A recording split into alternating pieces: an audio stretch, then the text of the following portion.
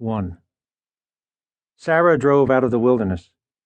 Inside the purring, air-conditioned Buick Skylark, a rental from the airport, she rolled southward from Springfield through the tumbled Ozarks, more a furrowed plateau than a mountain range, on toward the new home of country music 40 miles away, Branson, Missouri. The early afternoon sun stood high in the hazy sky ahead, beckoning her on. The road at first was wide and flat, 2 lanes on either side of a broad median, but as she plunged deeper into the scrubby hills, it curved and twisted and rose and fell like life itself. Soon it narrowed from 4 lanes to 3, and sometimes 2. Often she was stuck behind campers and mobile homes, sometimes behind pickup trucks, occasionally behind larger, older American cars.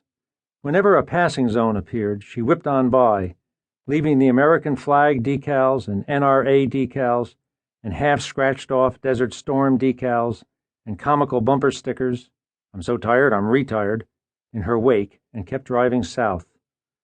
All around her the Ozark hills mounded like hairy bellies, scrub grass clinging tenaciously to the hard, stony ground, as though she was steering the Buick across a mastodon with mange. In clumps on the sunlit tan landscape, there were trees, gnarled and twisted and shallow-rooted and dark of leaf and branch, hunched like covens of malevolent witches, watching her progress, cackling as she sped by. Deciding to steep herself in local color, she was an investigative reporter, wasn't she? Sara switched on the radio and immediately heard, "Favorite from Ray Jones, one of Branson's own," in a young and twangy voice. Ray Jones, the reason she was here. Think of that. There's an omen for you. According to the background material she'd read in the plane, 2 planes, changed at St. Louis, Ray Jones used to be a major country and western star, a singer-songwriter with a long string of hits and a large following. But it had been 10 years since he'd made the charts with a new record, tape, disc, and in fact his career had now reached the point where collections of his greatest successes were offered for sale on late-night TV.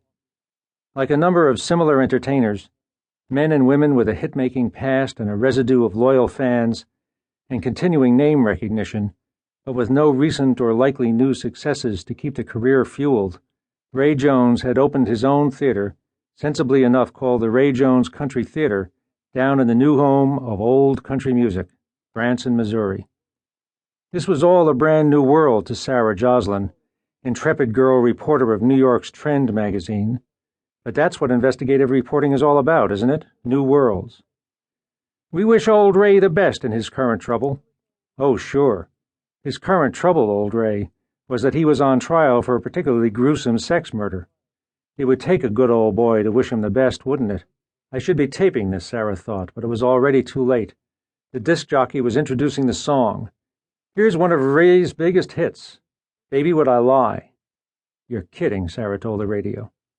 A bouncy country intro began, the up-front drums and electric guitars elaborated by a subtle background of trombone saxophone riffs. "Turn that fucking thing off." "But it's you, Ray." "I've heard me," Ray Jones said and shuffled the cards. It was a gravelly voice, smoky, whiskey-flavored.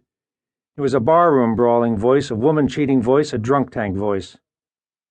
"I know you've heard I've got a wife and family, waiting for me down in old Tehachapi, but I am telling you that there's no strings on me.